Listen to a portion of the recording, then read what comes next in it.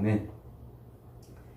8월 27일 수요일입니다. 오늘은 신명기 10장 1절부터 마지막 22절까지 말씀입니다. 너희는 마음의 할례를 행하라 는 제목입니다. 너희는 마음의 할례를 받으라. 오늘 묵상한 이 10장은 어제 묵상한 9장에 계속 이어지는 말씀이에요. 그래서 9장은 이스라엘 백성들이 가나안 땅에 들어가서 붙들고 살아야 될 하나님의 율법의 말씀, 그 율법의 말씀이 어떻게 하나님과 교통하는 레마의 말씀으로 바뀔 수 있는지를 가르쳐 주는 것이라고 그랬죠. 그래서 8장은 사람이 떡으로만 사는 것이 아니요 하나님의 입에서 나오는 모든 말씀으로 살 것이다 이렇게 말씀하셨어요. 그것은 이스라엘 백성들이 가나안 땅에 들어가서 삶의 중심에 놓고 살아야 될 그 율법, 하나님의 그 율법의 말씀이 어떻게 백성들의 삶에서 살아있는 말씀이 될 것인가 하는 것을 말씀하고 있다고 그랬죠. 그래서 그 살아있는 말씀, 그 말씀을 레마라 이렇게 말한다고 그랬어요. 로고스, 말씀이라 우리말로 말씀이라고 번역이 되는 말은 로고스라는 말도 있어요. 헬라어로. 그 로고스는 모든 만물의 근원이 되는 의미로 로고스예요. 태초에 하나님이 천지를 창조하실 때, 그 창조하실 때 하나님의 말씀으로 존재하신 그 예수 그리스도, 그분을 표현할 때는 로고스 이렇게 말을 해요. 하나님이 가라사대 빛이 있으라. 이 하나님의 입에서 나오는 그 말씀, 천지 모든 만물의 근원으로서 존재하는 그 근원을 말할 때는 로고스라고 표현하는데, 여기서 지금 하는 이 말씀은 하나님의 그 로고스가 어떻게 우리의 삶 속에서 우리의 삶을 통치하고 지배하고 우리의 삶과 이렇게 교제하고 교통하는, 인터액션하는 이런 말씀이 될 수 있을까? 이게 이제 레마라고 그랬죠. 그래서 9장은 바로 그 중보자를 통해서, 하나님과 우리 사이에 있는 그 중보자를 통해서 하나님의 말씀이 레마로 바뀌는 그런 것을 말씀하는 것이 신명기 9장이라 그랬습니다. 오늘 10장은 거기서 이어서 이제 그 레마의 말씀이 어떻게 우리의 삶에서 작동이 될 수 있는지 원리를 이제 가르쳐 주는 거예요. 자, 그래서 이 모세의 기도, 애굽에서 너희들이 나올 때부터 그들의 그 원래 이스라엘 백성들의 그 실체, 그들의 정체는 뭐냐면 하나님을 배반하고 반역하는 그런 존재라고 그랬죠. 그래서 하나님을 반역하고 하나님을 배반하는 그런 존재인 것을 호렙산에서 율법을 쫙 내려주시니까 그게 드러났어요. 율법에 하나님의 말씀이 내려오니까 우리의 그 본 모습이 까발려진 거란 말이에요. 그래서 우리의 실체가 이제 그렇게 9장에서 드러나서 그들을 뭐라고 말하냐면 목이 곧은 백성이었다라고 이렇게 이제 지칭을 했죠. 그래서 그 목이 곧은 백성을 하나님 앞에 진멸할 것밖에는, 심판받아서 진멸할 것밖에는 아무것도 아닌 그 백성들을 누구 덕분에 살아났어요? 모세의 중보기도, 중보자의 기도 덕분에 살아났다. 이게 10장의 말씀, 9장의 말씀이었단 말이에요. 그래서 하나님이 이제 그 모세의 기도를 들어서, 하나님, 저들은 목이 곧은 백성들이지만 그래도 하나님이 만민 가운데서 특별히 선택해서 구별해낸 하나님의 기업이 아닙니까? 이렇게 간구했더니 하나님이 그 기도를 들어서 어떻게 했다고요? 두 번째 율법을 다시 주셨다 이 말이에요. 두 번째. 그래서 오늘 1절부터 5절까지는 하나님이 모세에게 야, 새로 돌을 깎아가지고 시내산에 올라오거라 해서 돌을 깎아가지고 올라왔더니 하나님이 그 돌판에다가 다시 십계명을 새겨 주셨어요. 그리고 모세에게 어떻게 하셨다고요? 야, 너 이 십계명을 이제 괴짝을 하나 만들어서 그 나무 괴짝에다 넣거라 그랬다는 거예요. 그래서 그 나무 괴짝을 만들어서 넣었는데 그게 지금까지 있다 이렇게 말하죠. 그 나무 괴짝이 뭐였습니까? 그게 바로 하나님의 언약, 율법의 말씀을 담고 있는 그 언약궤, 언약궤를 말하는 거죠. 그 언약궤가 어디 있었죠? 성막의 성소, 지성소 안에 들어있었잖아요. 그 지성소 안에 들어있는 그 언약궤의 뚜껑을 뭐라고 부른다고 그랬어요? 시은소, 시은좌. 하나님의 은혜가 시작되는 자리. 하나님의 은혜가 시작되는 자리. 그래서 시은소, 시은좌 이렇게 표현한다고 그랬죠. 그 언약궤. 십계명 돌판을 넣어놓은 그 궤를 언약궤라고 말하고 그 언약 위에서 하나님이 은혜를 베푸시는 거예요. 그래서 1년에 한 차례씩 모세가 아론이 백성들의 그 죄를 위해서 어린 양의 피를 받아가지고 들어가서 그 시온소 위에 뿌리고 죄 용서함을 받는 그런 역할을 하는 것이 바로 이 언약궤고 언약궤 뚜껑이라 그랬죠. 자, 그래서 하나님이 다시 율법을 허락하신 것은 이스라엘 백성들을 진멸해야 마땅한데 모세의 중보로 그들을 다시 언약 백성으로 삼아주셨다 하는 것을 말씀하고 있는 거예요. 그러면서 이제 모세가 다시 40일 동안 기도했더니 이제 이스라엘 백성들로 하여금 그 여정 가운데에서 함께 하셔서 특별히 그 여정 가운데에서 레위 지파를 어떻게 했다고요? 하나님의 기업으로 삼았다 이 말이에요. 하나님의 기업이라는 말은 어저께 9장을 설명하면서 자세하게 설명했어요. 가나안 땅을 기업이라고 이렇게 말했는데 그 땅이 이제 하나님의 백성됨을 의지하고 하나님의 임재와 통치의 나라를 상징하는 그런 것이라고 그랬죠. 그래서 레위 지파를 특별히 하나님께서 하나님의 기업이라 이렇게 표현한다고 그랬습니다. 그러면서 이제 모세가 너희를 다시 언약 백성으로 진멸하지 않고 언약 백성으로 다시 받아주셨으니까 하나님을 전심을 다해서 하나님을 섬겨라 하는 것이 이제 10장의 결론이에요. 그런데 그 하나님을 섬길 때 어떻게 이제 하나님을 섬겨야 되냐면 하나님의 말씀, 그 율법의 말씀을 삶의 중심에 놓고 살아라 하는 거였잖아요. 그게 지금까지 계속 모세가 집요하게 요구하는 말씀이었죠. 근데 그 말씀을 오늘 뭐라고 표현하냐면 16절에 이렇게 표현합니다. 그러므로 너희는 마음에 할례를 행하고 다시는 목을 곧게 하지 말아라 그랬어요. 마음에 할례를 행하고 다시는 목을 곧게 하지 말아라. 이 할례가 처음 등장하는 게 언제였죠? 창세기 17장에서 하나님이 아브라함으로 하여금 자기와 자기에게 속한 모든 사람들에게 할례를 받게 함으로 할례가 처음 시작이 되잖아요. 그래서 할례, 이 물, 우리 히브리 말로 물이라고 말하는데 밀로, 여기서는 밀로라고 이렇게 이제 그런 단어를 쓰고 있어요. 이게 이제 포피를 벗겨낸다 이런 뜻이에요. 그래서 할례의 원 의미는 남자의 그 생식기, 그 고추의 그 포피를 벗겨내는 거예요. 그게 할례의 시작입니다. 그래서 하나님께서 아브라함과 야, 너 나하고 언약을 맺은 존재야. 내가 나하고 언약을 맺은 표식을 네 몸에 새겨주겠다. 그러면서 할례를 행하라고 그러는 거예요. 그러면서 이제 생식기의 그 포피를 벗겨내게 하죠. 그러면서 창세기 17장 11절에서 너는 포피를 베어라. 이것이 너와 나 사이의 언약의 표징이니라.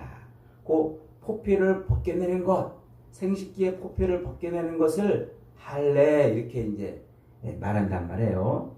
그래서 하나님께서 지금 아브라함에게 다른 신체의 여러 부위에 얼마든지 하나님의 언약을 맺은 백성임을 표시할 수 있는 표식을 새겨줄 수 있었지만 하나님이 생식기에다가 새기도록 하셨어요. 뭐 이마에도 새길 수 있잖아요. 손등에도 새길 수 있잖아요. 또 뭐 다른 방법으로 표식을 할 수도 있잖아요. 그런데 왜 굳이 생식기에다가 표식을 하게 했을까요? 굉장히 중요한 의미를 담고 있다고 그랬잖아요. 이 하나님이 인간을 지으시고 그 인간에게 주신 복의 명령이 뭐예요? 생육하고 번성하라. 이게 하나님이 인간에게 주신 복의 명령이잖아요. 그래서 생육하고 번성하기 위한 중요한 기관이 바로 생식기란 말이에요. 그래서 이 남자의 생식기는 하나님께서 이 땅에서 인간으로 하여금 생육하고 번성하게 하는 그런 일을, 그런 명령을 수행하는 중요한 도구요, 수단이요, 기관이에요. 그런데 지금 인간이 하나님께로부터 받은 그 생육하고 번성하는 그 복을 아담 이후로 잃어버렸잖아요. 그래서 하나님이 다시 아브라함을 불러서 그 생육하고 번성케 하는 복을 주시겠다고 그랬잖아요. 그래서 아브라함의 아브라함에게 자식을 주셔서 무자했던 자식, 100살까지 자식이 없던 아브라함에게 자식을 주셔서 생육하고 번성케 해서 하늘의 별과 같은 그런 많은 자식을 주겠다고 약속하는 거잖아요. 그 언약을 맺었다 해서 그 생식기관에다가 표식을 다뤄놓으라고 이렇게 이제 말씀하고 있는 거예요. 그러니까 아브라함이 이삭을 얻은 것은 뭘로 말미암아 얻은 거예요? 언약으로 말미암아 얻은 거예요. 하늘의 별처럼 생육하고 번성하는 그 복을 이루게 하시겠다는 그 언약을 통해서, 그래서 이삭을 얻은 거란 말이죠. 그래서 그 생식기에 새겨놓는 그 표식, 그 할례, 그것은 하나님의 언약 가운데 있다는 것을 기억하게 하는 아주 중요한 장치였던 거예요. 그래서 이 포피를 칼로 잘라내는 이 할례를 통해서 아브라함으로 하여금 너 나하고 언약을 맺은 백성인 것을 잊어버리지 말아라. 그걸 이제 표시해 준 거예요. 그러니까 하나님은 아브라함이 그 생식기를 볼 때마다 뭘 자꾸 떠올리게 한 거예요? 나는 하나님과 언약 맺어 있는 존재구나. 하나님의 언약 안에 있는 존재구나. 나에게 자손을 주고 그 자손으로 하여금 하늘의 별처럼 무수히 많게 하시는 그런 언약을 나에게 주신 그분이 하나님이시구나 하는 것을 늘 기억을 하는 거예요. 그래서 이삭이 나왔을 때 그 이삭을 보면서도 아브라함은 그 하나님의 언약을 볼 수 있게 된 거죠. 그게 바로 할례를 행하게 하는 아주 생식기의 그 표식을 달게 하는 아주 중요한 의미예요. 그런데 지금 모세가 이스라엘 백성들에게 뭐라고 말하고 있어요? 다 너희는 마음의 할례를 받아라 이렇게 말하고 있어요.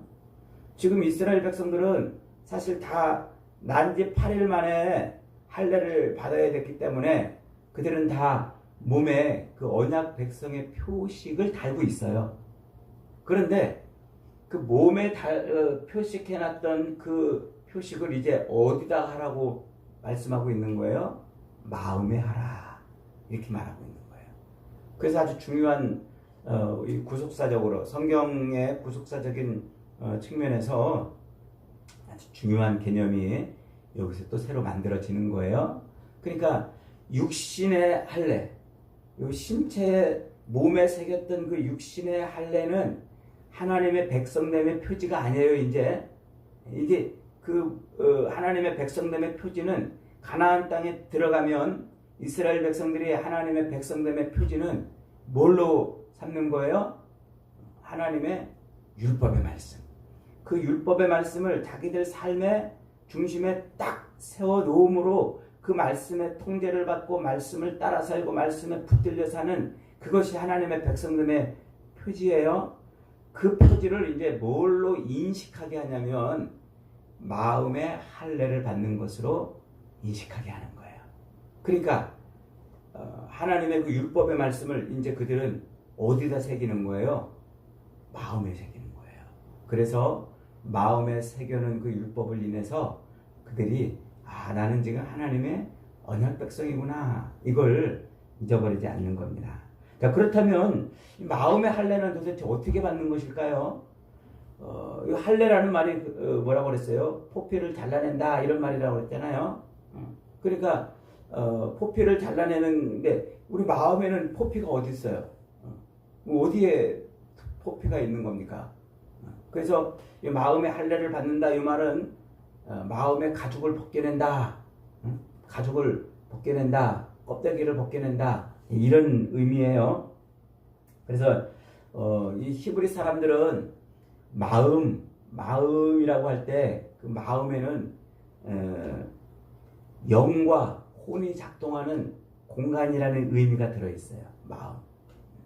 우리가 마음을 이렇게 철학적으로 아무리 설명하려고 해도 마음을 도대체 뭐라고 설명할 수 있겠습니까? 근데 히브리인들은 마음을 뭐라고 인식을 했다고요? 영과 혼이 작동하는 공간을 마음이라 이렇게 인식했단 말이에요. 중요한 개념이에요. 영과 혼. 우리 인간은 육체 덩어리가 있고 그 육체에 하나님이 네페쉬, 숨을 불어넣어가지고 네페쉬가 되게 했다고 그랬잖아요.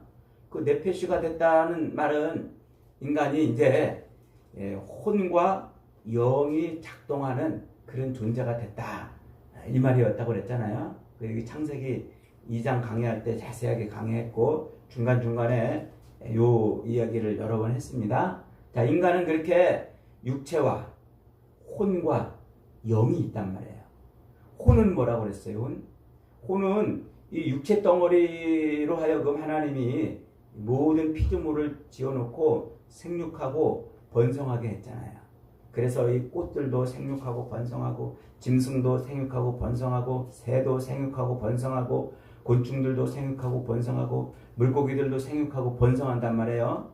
그렇게 생육하고 번성하게 하기 위해서 하나님이 주신 그 장치가 바로 혼이란 말이에요. 혼.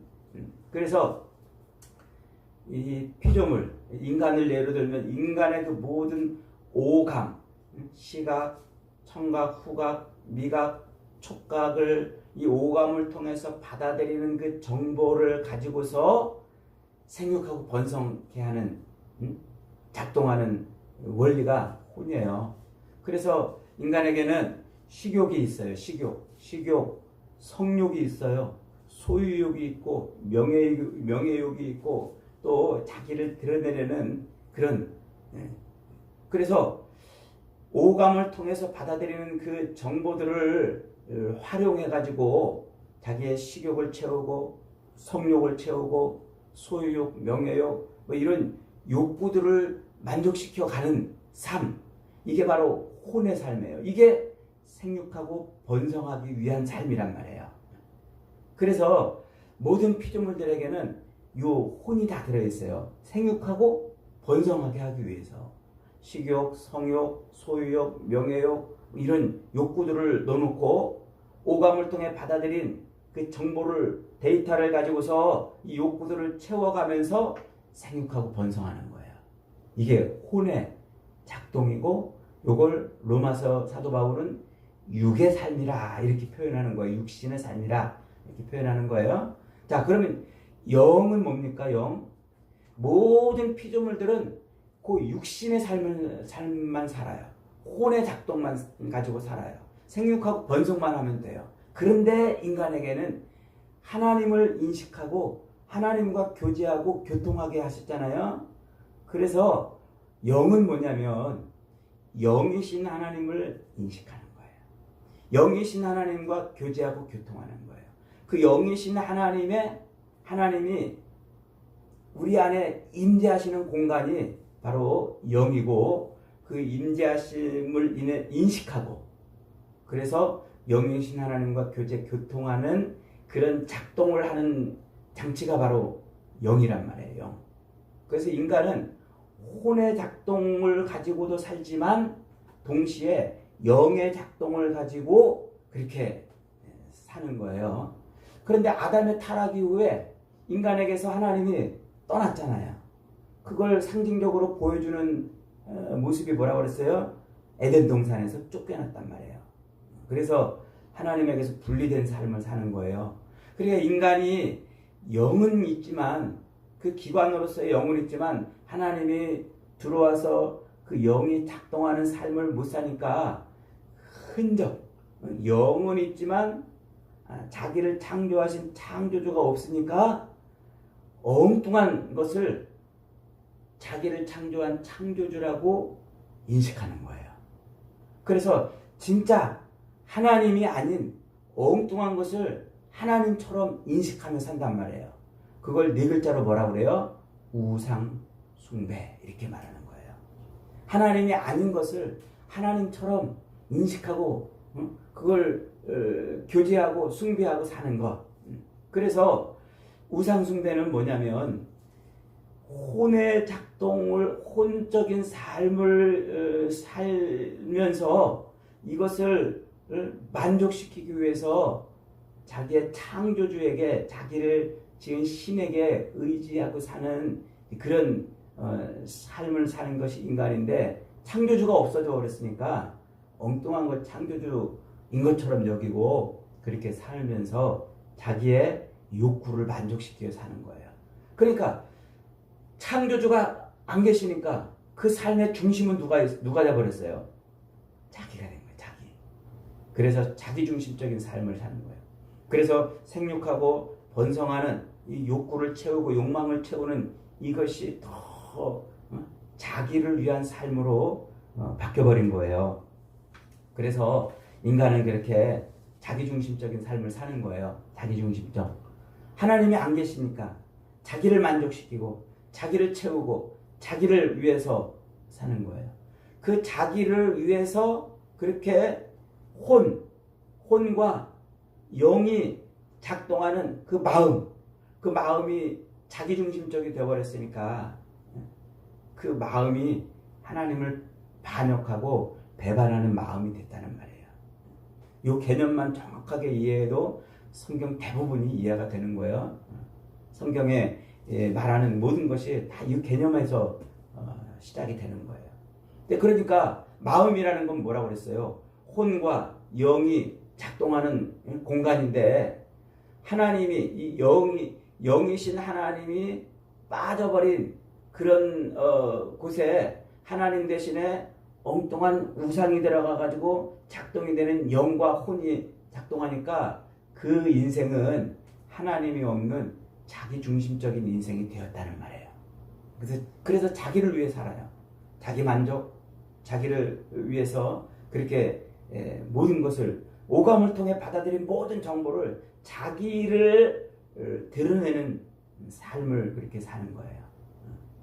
그래서 이 자기중심적인 삶을 벗겨내는 것, 그게 뭐예요? 그게 마음의 할례를 받는 거예요.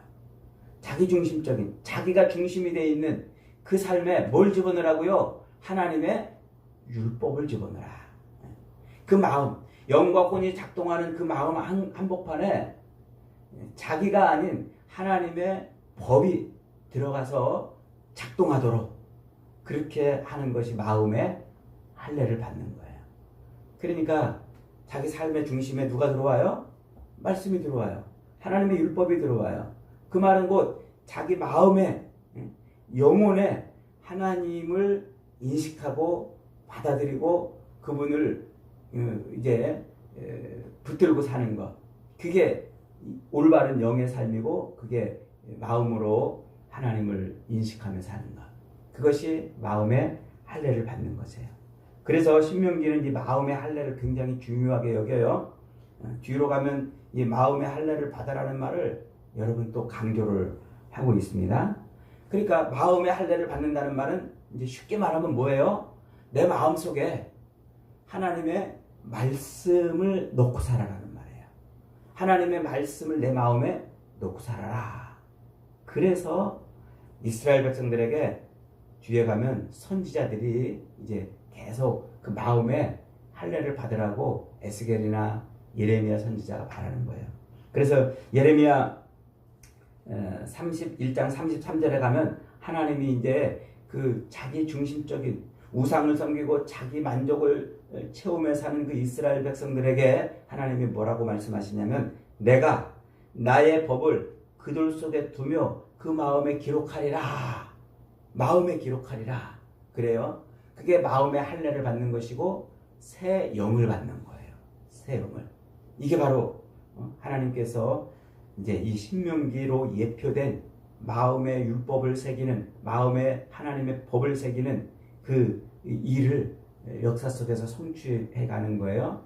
그래서 이게 신약에서 이제 성취가 되는 거예요. 어떻게 성취돼요? 말씀이 육신이 되어서 우리 가운데 오신 예수 그리스도를 영접하면 그 예수 그리스도께서 내 마음에 들어오시잖아요. 그러면 내가 중심이 되어 살던 삶이 예수가 중심으로 되는 삶으로 바뀌는 거예요. 그렇게 바뀜으로써 이제 내가 뭐가 돼요? 나는 죽고 예수가 사는 그런 삶으로 내 인생이 바뀌는 거예요. 그게 마음의 할례를 받는 거예요. 그래서 사도 바울이 골로새서 2장 11절로 12절에서 또 너희 안에서 너희가 손으로 하지 아니한 할례를 받았으니 곧 육적 몸을 벗는 것이요 그리스도의 할례니라. 그리스도가 그 마음에 들어왔단 말이에요. 너희가 세례로 그리스도와 함께 장사한 바 되고 또 죽은 자들 가운데서 그를 일으키신 하나님의 역사를 믿음으로 말미암아 그 안에서 함께 일으키심을 받았다. 그러니까 내가 중심이었던 그 마음이 할례를 받아가지고 하나님의 말씀인 예수님이 들어오셨다는 말이에요. 그래서 로마서 2장 그 유명한 말씀을 이렇게 하는 거예요. 무릇 표면적 유대인이 아니요 표면적 육신의 할례가 아니라 오직 이면적 유대인이요 마음은 할례는 마음에 할지니 율법 의문에 있지 아니하고 하나님에게서 나는 것이다고 이렇게 말씀하고 있는 거예요. 자, 마음의 할례를 받으라는 이 말씀은 곧 가나안 땅에 들어가서 이스라엘 백성들이 살게 될 때 삶의 중심에 그들의 마음에 뭘 새겨 넣어라? 율법, 하나님의 말씀을 새겨 넣어라 하는 것이고 그 말씀을 마음에 새겨 넣는 그것이 곧 예수 그리스도가 우리 마음속에 들어와서 하나님의 영으로 우리 마음판에 말씀을 새겨 넣는 것을 의미하는 겁니다. 여러분, 그러므로 우리는 우리의 외적인 어떤 행위로 내가 하나님 믿는 표식을 삼는 것은 어리석은 거예요. 예배당을 왔다 갔다 하고 찬송을 부르고 기도를 하는 이 외적인 표식이 아니라 진짜 우리 마음에 내 욕망을 드러내고 마음속에 그리스도를 모셔드려야 돼요. 예수 그리스도를 내 마음속에 모셔드리고 그분이 내 인생의 주인이고 나는 그분을 위해 산다고 고백하며 그분을 따라 사는 것, 그것이 하나님의 말씀 중심으로 사는 것이고 예수 그리스도를 따라 사는 것입니다. 오늘도 저와 여러분은 바로 그렇게 마음의 할례를 받으며 살아 하나님의 언약 가운데 있는 백성인 것을 드러내며 살아야 됩니다. 저와 여러분의 삶이 그렇게 마음의 할례를 받아 오직 그리스도 예수를 붙들고 사는 복된 인생이 다 되시기를 주님의 이름으로 축복합니다. 아멘.